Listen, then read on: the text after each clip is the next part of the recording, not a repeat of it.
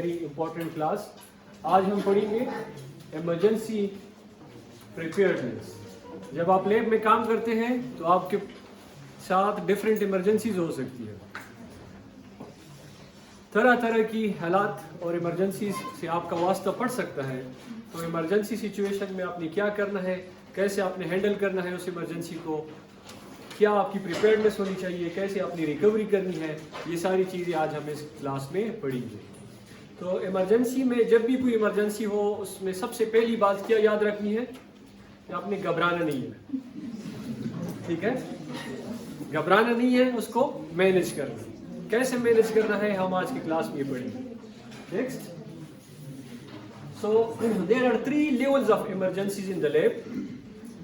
हम इसको डिवाइड करते हैं in green evacuation, yellow evacuation and red evacuation.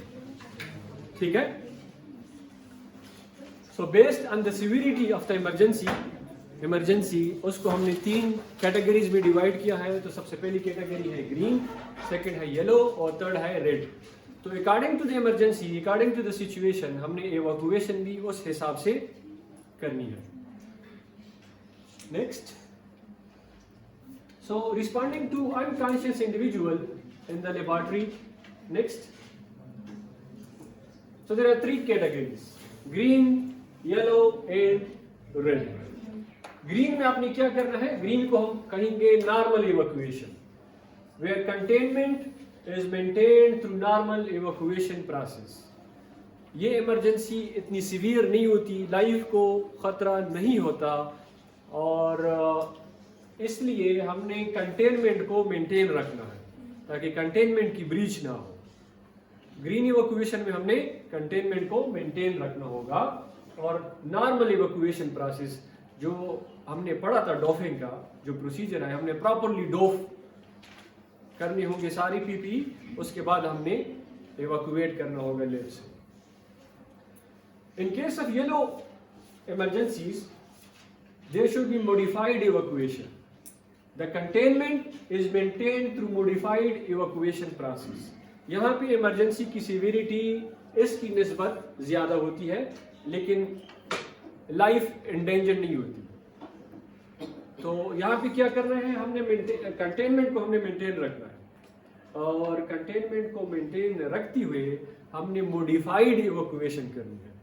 जो पीपीई है हमने उसको ऐसे डॉफ करने हैं जो कि रिकमेंडेशन जो एसओपी है उसके मुताबिक, लेकिन हम थोड़ी बहुत उसकी मॉडिफिकेशन कर सकते हैं अकॉर्डिंग टू द नीड।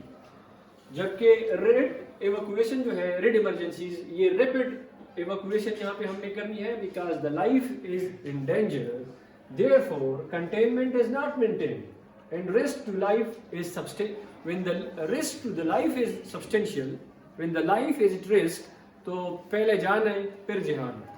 तो पहले ऐसी सिचुएशन में आपने क्या करना है, जान बचानी है। आपकी लाइफ इंपॉर्टेंट है, आपकी जान इंपॉर्टेंट है, आपने अपनी जान बचानी है, बेशक कंटेनमेंट जो है उसकी ब्रीच हो, यहाँ पे इजाजत है। ठीक है, अब when a fire or critical support system alarm occurs, जब कोई फायर अलार्म बजता है, ठीक है, और जैसे फायर की आवाज़ शुरू हो जाए तो लेकिन ना कोई धुआं है ना कोई आग आपको दिखाई दे रहा है, जस्ट फायर उसकी जो साउंड है वो आपको सुनाई दे, सो आपने नॉर्मल इवैक्यूएशन करना है। Laboratory staff are asked to secure their work pathogen and exit the laboratory using normal decontamination process. ठीक है, तो आपने अपने पैथोजन को, अपने एजेंट्स को सिक्योर करना है, उसके बाद आपने पीपीई उतार के निकलना है, normal procedure. When there is an unconscious or injured staff, जब बंदा अनकॉन्शियस हो या इंजर्ड हो लेबोरेटरी में, नो नॉर्मल इवैक्यूएशन प्रोसीजर वो बंदा नहीं कर सकता, तो आप जाके उसकी हेल्प कर सकते हैं। तो यहाँ पे modified evacuation. Laboratory staff are asked to immediately evacuate using modified decontamination process. यहाँ पे आपने डीकॉन का जो प्रोसीजर है वही फॉलो करना है, लेकिन थोड़ी बहुत आप उसमें मॉडिफिकेशन कर सकते हैं। यहाँ पे रेड इवैक्यूएशन में when life is at risk, तब जाके आपने क्या करना है, laboratory staff are asked to immediately evacuate the lab using whatever means necessary. जो भी मींस है आपके पास खुद को बचाने के लिए, इवैक्यूएट करने के लिए। यस,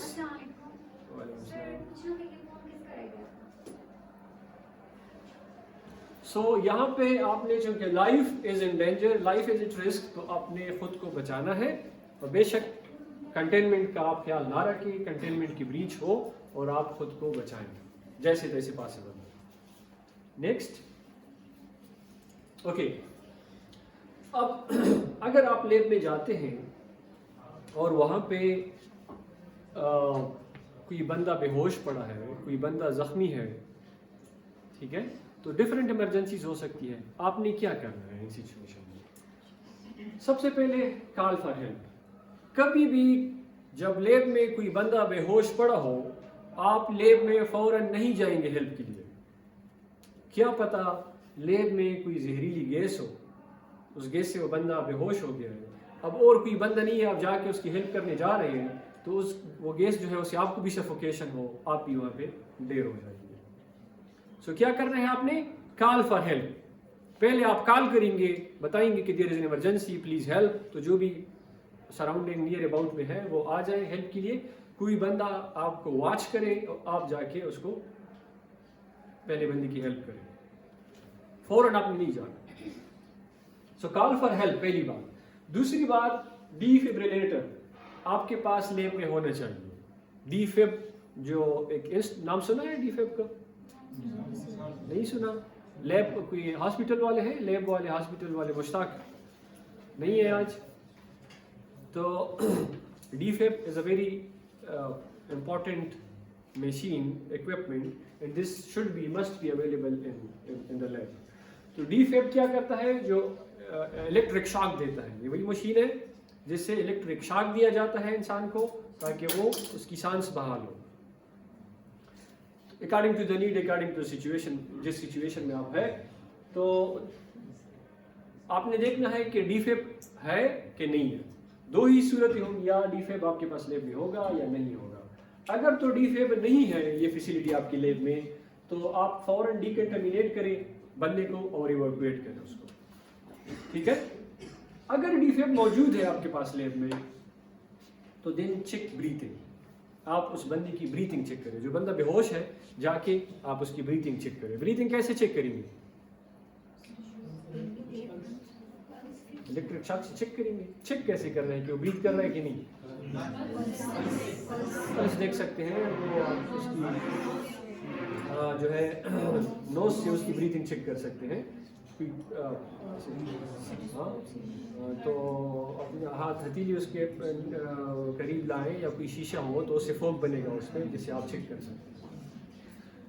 तो अगर तो वो ब्रीथिंग कर रहा है, दो ही सूरत होगी, या ब्रीथिंग कर रहा होगा या नहीं कर रहा होगा। अगर तो नहीं कर रहा तो फिर उसको डीफिब करे, मशीन लगाए, उसको डीफिब करे, उसको इलेक्ट्रिक शॉक दे, झटका दे उसको कि वो उसकी सांस बहाल हो। और फिर उसको पहले उसकी सांस बहाल करनी है, उसकी जिंदगी बचानी है, फिर डिकंटामिनेट करें और इवैक्यूएट करें। लेकिन अगर वो ब्रीथिंग कर रहा है तो फिर तो डीफिब करने की ज़रूरत नहीं है, फौरन उसको डिकंटामिनेट करें और उसको उस लैब से इवैक्यूएट करें, ठीक है। आप CPR डीफिब के साथ साथ एक और टर्मिनोलॉजी है, एक और प्रोसीजर है CPR। नाम सुना है? क्या है CPR?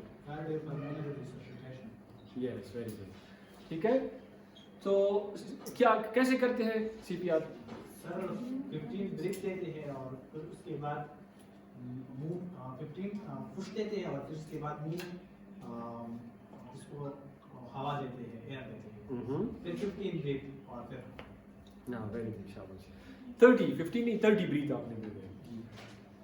Nipple to nipple, sternum, ये जगह जो है स्टर्नम, इस लाइन से थोड़ा सा नीचे ये स्टर्नम, जहाँ पे रिब्स खत्म होते हैं, स्टर्नम पे आपने एक हथेली ऐसी रख के उसके ऊपर दूसरा हाथ रखे और आपने पुश करना है 30 टाइम्स, 1 2 3 30 टाइम्स आप पुश करेंगे। जो बंदा है उसका हेड थोड़ा सा टिल्ट करके ऐसे, और उसके मुंह में आप हवा भरते हैं ताकि उसकी चेस्ट में हवा जाए 2 टाइम्स, ठीक है। फिर उसको 30 टाइम्स आप पुश करते हैं चेस्ट में ताकि उसकी सांस बाहर हो। दिस इज CPR, ठीक है। और DFib जो है ये इक्विपमेंट है, आप इस इक्विपमेंट से इलेक्ट्रिक शॉक देते हैं ताकि उस बंदे की सांस बाहर हो। Next, okay, so take home message क्या है? Always be prepare to deal with laboratory emergencies by planning, training and exercising. कैसे आप प्रिपेयर होंगे? प्लानिंग, आपके पास ठीक ठाक प्लानिंग होनी चाहिए, SOPs होनी चाहिए, और SOPs पे आपकी ट्रेनिंग होनी चाहिए, और ट्रेनिंग के साथ साथ आपकी एक्सरसाइजेज होनी चाहिए, सिमुलेशन एक्सरसाइजेज और प्रैक्टिकल वर्कशॉप्स एक्सरसाइजेज, ताकि आप इसको प्रैक्टिकली करें और इसको सीखें। और then failure to prepare is preparing to fail, ये एक फेमस कोटेशन है, if you fail to prepare you prepare to fail. Next, so responding to needle stick injuries, ये भी एक इमरजेंसी हो सकती है आपके साथ लैब में। नीडल स्टिक हो सकते हैं और काफ़ी ज़्यादा हो सकते हैं। नीडल स्टिक से तरह तरह की बीमारियां फैल सकती हैं। फॉर एग्जांपल, कौन सी इंपॉर्टेंट बीमारियां हैं जो कि नीडल स्टिक से फैलती हैं? HIV और diabetes? No, come on. Hepatitis B, hepatitis C, ठीक है, HIV, ये 3 इंपॉर्टेंट बीमारियां हैं जो कि नीडल स्टिक से फैलती हैं। अगर नर्स किसी बंदे से सैंपल ले रही है, उस बंदे को HIV है, तो यही सिरिंज से अगर उसको प्रिक हो गई नीडल स्टिक, तो चांसेस आर देयर कि इस बंदे या बंदी को HIV हो सकता है, हो सकती है। नेक्स्ट, जब भी नीडल स्टिक हो जाए, you have to remember the 7 steps. आपने ये 7 स्टेप्स जो है याद रखने हैं और इन्हीं को आपने फॉलो करना है। सबसे पहला स्टेप क्या होगा? Expose the wound. पहला क्या होगा? Expose the wound. अगर आपने ग्लव्स पहनी है, यहाँ पे आपको नीडल स्टिक हो गई, आप रिफिल कर रहे हैं, रिकेप कर रहे हैं और आपको नीडल स्टिक हो गई, तो आप क्या करेंगे? इस एरिया को आप एक्सपोज करेंगे, एक्सपोज द वुंड। दूसरा है एक्सप्रेस द वुंड। जहाँ पे नीडल स्टिक आपको हुई है उससे बिल्कुल थोड़ा सा नीचे इसको जोर से दबाएं, एक्सप्रेस द वुंड, वुंड को एक्सप्रेस करें। एक्सप्रेस करने से क्या होगा कि ब्लड लूज आउट हो जाएगा, जो पैथोजन, जो जेरासीम, जो भी चीज़ है, वो चांसेस ये है कि वो भी इससे बाहर जो पेनिट्रेट नहीं होगी ज़्यादा। Then flush the wound for 5 minutes. Wound को आप टेप वाटर के नीचे रखें, 5 मिनट तक उसको दबा के रखें ताकि उस पर पानी आए और वो डाइल्यूट हो जाए और जो भी है वो बाहर निकले। Then cover the wound. आप अगर हल्का सा वुंड है तो सनी प्लास्ट लगा सकते हैं, आप उसको बैंडेज लगा सकते हैं, उस हिसाब से जहाँ पे आपका वुंड बना है उस हिसाब से आप उस पर उसको कवर करें। देन डॉफ नॉर्मली, जो भी PPE आपने पहनी है, ग्लव्स है, लैब कोट है, जो भी है, आप उसको डॉफ नॉर्मली करें और report for medical assistance doctor से रजू करें, उसको बताएं कि आपको नीडल स्टिक हुई है या जो भी आपको इंजरी हुई है, कहाँ से हुई है, सोर्स बताएं। अगर आप किसी से ब्लड ले रहे थे, आपको नीडल स्टिक हो गई, तो अब ज़रूरी है कि उस बंदी की स्क्रीनिंग हो, उसकी स्क्रीनिंग हो, HIV, हेपेटाइटिस B, C, सारे जो मुतादी बीमारियां हैं, ताकि पता चले कि उसको कोई बीमारी तो नहीं है। अगर तो उसको बीमारी है तो ज़्यादा चांसेस ये है कि आपको भी बीमारी लग सकती है।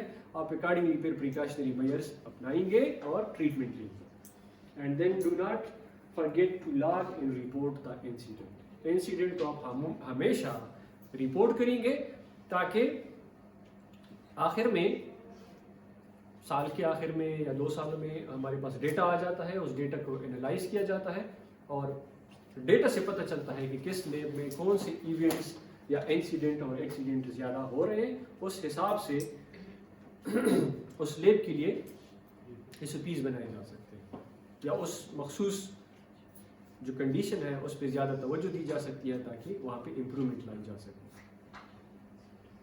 Next, time is critical. Make sure to immediately minimize the risk by flushing the wound, thereby reducing the exposure. जितना जल्द हो सके आप ये सारे प्रोसीजर करें, इसमें टाइम ना लगे। जितना आप टाइम लेंगे उतनी ज़्यादा जो माइक्रो ऑर्गेनिज्म है वो आपके ब्लड के साथ मिक्स हो जाते हैं और फिर फ़ायदा उतना नहीं होता। तो फ़ौरन आप उसको एक्सपोज करें, एक्सप्रेस करें, फ्लश करें, कवर करें, डॉफ करें, मेडिकल असिस्टेंस के लिए बुलाएं और लॉग इन रिपोर्ट करें। ये 7 स्टेप आपने हमेशा याद रखने हैं। Always log in report the incident. Now response to unconscious individual, क्या आपने करना है? Call for help, evacuate, decontaminate। आगे जाए। अच्छा, अब बारी है स्पिल की। स्पिल को आपने कैसे मैनेज करना है? Spill management. नेक्स्ट पे जाए। आपकी देयर आर चांसेस कि लैब में स्पिल हो जाए, क्योंकि लैब में हमारे पास डिफरेंट लिक्विड मटेरियल को हम डील करते हैं, केमिकल्स को हम डील करते हैं, तो कल्चर्स हो सकते हैं, मीडिया हो सकते हैं जिसकी स्पिल हो सकती है। Then now it is important to know how to manage the spill. अगर स्पिल हो जाए, ये भी it's kind of emergency situation, तो आपने स्पिल को कैसे मैनेज करना है? पहली बात, डू नॉट पैनिक, घबराना नहीं है, और immediately late everyone know about the spill. बताएं लोगों को स्पिल के बारे में कि आपके लैब में स्पिल हो गई। आप शाउट भी कर सकते हैं, और आप जो है एक साइन बोर्ड होता है, जिस तरह साइन बोर्ड होता है कि वेट फ्लोर, विकाशियस वेट फ्लोर, तो इस तरह का आपके पास साइन बोर्ड भी है, उसको भी आप अवेजा कर सकते हैं कि आप लोगों को इन्फॉर्म करें कि विकाशियस स्पिल अकर्ड, ताकि जो आ रहे हैं उनको पता हो, वो उसमें स्लिप ना हो जाए। Change PP and do not track the spill.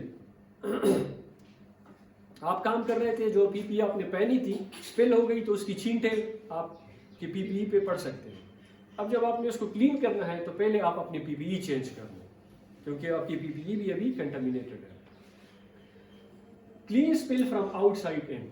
अच्छा, इसका फार्मूला ये है कि आपने स्पिल को कैसे क्लीन करना है? आउटसाइड इन करना है। क्यों? क्या ख्याल है, क्या लॉजिक है इसमें? Why not inside out? Yes, very good. जहां पे स्पिल हो गई तो उसकी छींटे फैल जाते हैं। अब अगर आप आउटसाइड से करेंगे, आउटसाइड चूंकि सिर्फ छींटे हैं, आप उसको साफ करते हैं टॉवल से, और जो एक्चुअल जहां पे स्पिल है वहां पे आप लेके आते हैं और उसको सोक करते हैं, और उसके बाद उस एरिया को आप मोप करते हैं। लेकिन अगर आप इनसाइड आउट करते हैं तो आप उसको मजीद फैलाते हैं। समझ आ रही है लॉजिक की? सो आपने आउटसाइड इन जो है इसको क्लीन करना। याद रखें, allow for appropriate contact time. Contact time is very important. जो भी डिटर्जेंट आप यूज कर रहे हैं, एंटीसेप्टिक या जो भी आप यूज कर रहे हैं, प्रॉपर कंटेक्ट टाइम दें। जहां पे स्पिल हो गई उस पे आप प्रॉपर डिटर्जेंट डालें, उसको प्रॉपर कंटेक्ट टाइम दें। लेट्स से 30 मिनट का आप टाइम दें कंटेक्ट टाइम, ताकि वो डिटर्जेंट उस केमिकल को या उस स्पिल को न्यूट्रलाइज कर ले। वहाँ पे अगर कोई पैथोजन है या जो भी है उसको डीएक्टिवेट कर लें, उसके बाद जाके आप उसको क्लीन करें। फौरन आपने क्लीन नहीं करना। कोई भी इतना स्ट्रांग डिटर्जेंट नहीं है कि वो सेकंड में आपको डिजायरेबल आउटकम दे। So therefore appropriate contact time is very important. Always log and report the spill. जब भी कोई इवेंट होता है आपके लैब में, आप उसको लॉग और रिपोर्ट जरूर करें। अगर आप पीपीई चेंज नहीं करते, स्पिल हो गई, आपकी बूटीज, आपके ये सारे गंदे हो जाते हैं, आप अभी जा रही हैं तो आप अपने साथ उसको फैला रहे हैं। सो जहाँ पे हो आपसे हो गई, फौरन आप और सेट ऑफ पीपी लें, इसको वहाँ पे चेंज कर दें, नया सेट ऑफ पीपी पे लें। नेक्स्ट। अच्छा, अब दो किस्म की हो सकती है आपके पास स्पिल। दो ही सूरत होगी, या बायोसेफ्टी कैबिनेट के अंदर आपके पास हो सकती है स्पिल, या बायोसेफ्टी कैबिनेट के आउटसाइड हो सकती है। तो दोनों सूरतों में अलग अलग प्रोटोकॉल है, लेकिन थीम सेम है दोनों का। फिलॉसफी सेम होगी, लेकिन सिचुएशन चूंकि डिफरेंट है, इसलिए मैनेजमेंट भी डिफरेंट होगी। अगर तो बायोसेफ्टी कैबिनेट के अंदर स्पिल हो गई, तो आपने क्या करना है? Leave the biosafety cabinet running. Biosafety cabinet के अंदर आप काम कर रहे हैं, स्पिल हो गई, नाउ कीप इट रनिंग। क्यों?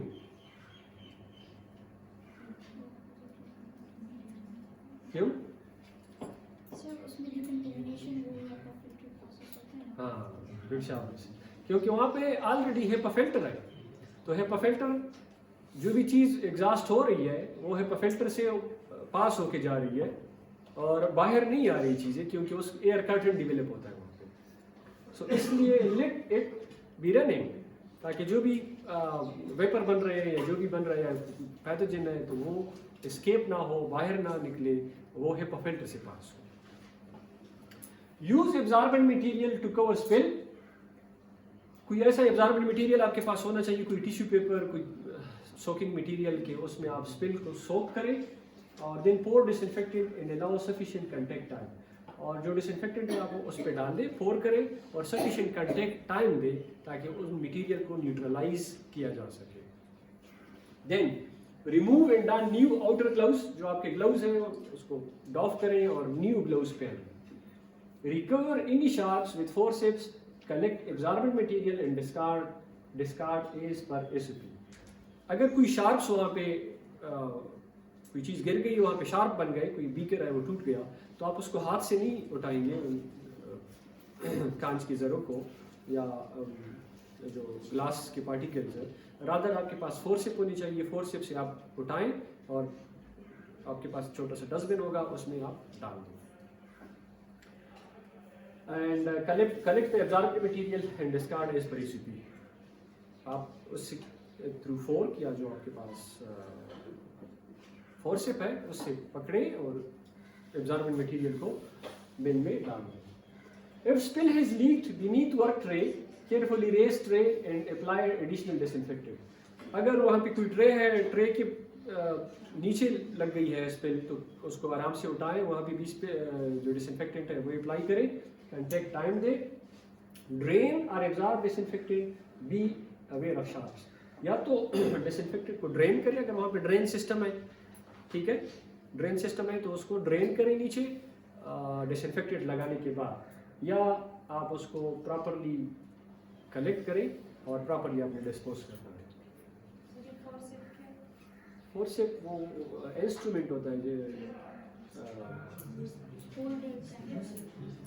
क्या कहें उसको, वो जिसे आप बाल निकालते हैं, क्या ट्विजर्स भी बोलते हैं, ठीक है।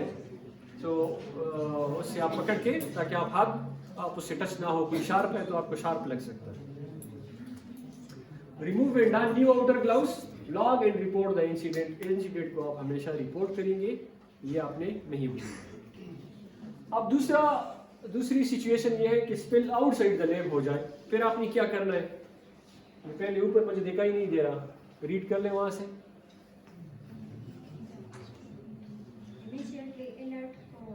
हाँ, इमीडिएटली अलर्ट कोवर्कर्स। पहला काम आपने ये करना है, कॉल फॉर हेल्प, कोवर्कर्स को आपने इन्फॉर्म करना है। दूसरा क्या है, हाँ, तो जब भी स्पिल होता है चांसेस ये है कि आपके ग्लव्स और आपके बूटीज पहले कंटेमिनेट हो जाते हैं, इसलिए आप ग्लव्स और बूटीज को उतारेंगे और नया जोड़ा पहनेंगे। हाँ, आपके पास स्पिल किट का होना जरूरी है। स्पिल किट में ये सारी चीजें मौजूद हो, उसमें टॉवल मौजूद हो, टिश्यू पेपर मौजूद हो, डिसइंफेक्टेंट मौजूद हो, ये ट्विजर मौजूद हो, ठीक है, और इसके साथ साथ और 2-3 चीजें हैं, ये सारी चीजें आपके पास स्पिल किट में अवेलेबल होनी चाहिए। Then hang spill sign. हाँ, स्पिल साइन आपके पास होना चाहिए स्पिल किट में। आप अवेजा करें ये स्पिल साइन, जिस पे लिखा हो कि स्पिल अकर्ड, बी कॉशियस, ताकि लोग जो है वो अवेयर हो। कोई ये ना हो कि आते हुए उसको पता ना हो यहाँ पे स्पिल हो गया है, उस स्पिल में वो स्लिप हो जाए और नुकसान हो जाए। Establish spill parameters। soak towel with appropriate disinfectant। आप जो आपके पास टॉवल है उस प्रॉपर डिसइंफेक्टेंट उस पर लगाएं और फिर उसको अप्लाई करें on the spill. Working outside in cover spill with towel, वही फार्मूला आउटसाइड इन वाला फार्मूला आप अप्लाई करेंगे, बाहर से साफ करेंगे अंदर की तरफ, ताकि स्पिल जो है वो स्कैटर ना हो, वो मजीद ना फैले। Remove booties don new PP. Booties chances ये है कि वो आप उस पर स्प्लैशेस होते हैं, तो आप बूटीज रिमूव करें और नए बूटीज पहन लें। Then allow for appropriate contact time. आपने टॉवल उसके ऊपर रख लिया या टिश्यू पेपर, डिसइंफेक्टेंट रख लिए, अब इसको प्रॉपर कंटेक्ट टाइम दें। Proper contact time should be at least 30 minutes. और अच्छा डिसइंफेक्टेंट जो है वो आपके पास ब्लीच है। 10% ब्लीच आप उस डिसइंफेक्टेंट पे डालेंगे तो वो उसको न्यूट्रलाइज कर देता है within 30 minutes. Dispose of towels and waste in a biohazard bag. आपके पास बायोहैज़र्ड बैग भी होना चाहिए इस किट में, और इन चीज़ों को आप उठा के बायोहैज़र्ड बैग में डालेंगे। उस अप्लाई द नाट अप्लाई करेंगे, उसके बाद आप उसको डिस्पोज करेंगे।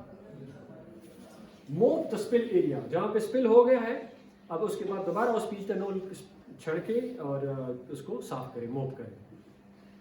And then remove booties and gloves, don new PP. दोबारा आप ग्लव्स और बूटीज उतार लें और नए आप पहन लें। Log and report the incident को हमेशा आपने रिपोर्ट करना है। Next, this is an example of I wash station. आपके पास ऐसा आई वॉश स्टेशन होना चाहिए। ये 2 इसके फुहारे हैं और ये हैंड फ्री होता है। आप उसके सामने खड़े होंगे तो ये खुद सेंसर इसमें लगे होते हैं, ये फुहारे ऑन हो जाते हैं। आपने दोनों आंखें अपने ऐसी खुली रखनी है एटलीस्ट फॉर 5 मिनट्स। अगर कोई स्प्लेसेस या कोई गैसेस आपके अंदर आंखों के अंदर चले गए, जैसे आपको इरिटेशन हो रही है आंखों में, तो आपने आई वॉश स्टेशन में अपने हाथ धोने हैं। नेक्स्ट, ये फायर स्टेशन है, फायर एक्सटिंग्विशर है। अगर फायर लग गई तो आपने ये फायर एक्सटिंग्विशर अप्लाई करना है ताकि जो आग जो है वो मजीद ना फैले, वहाँ पे वो बुझ जाए। Next, okay, any question? Any question in this lecture? आज वाला ही नहीं था?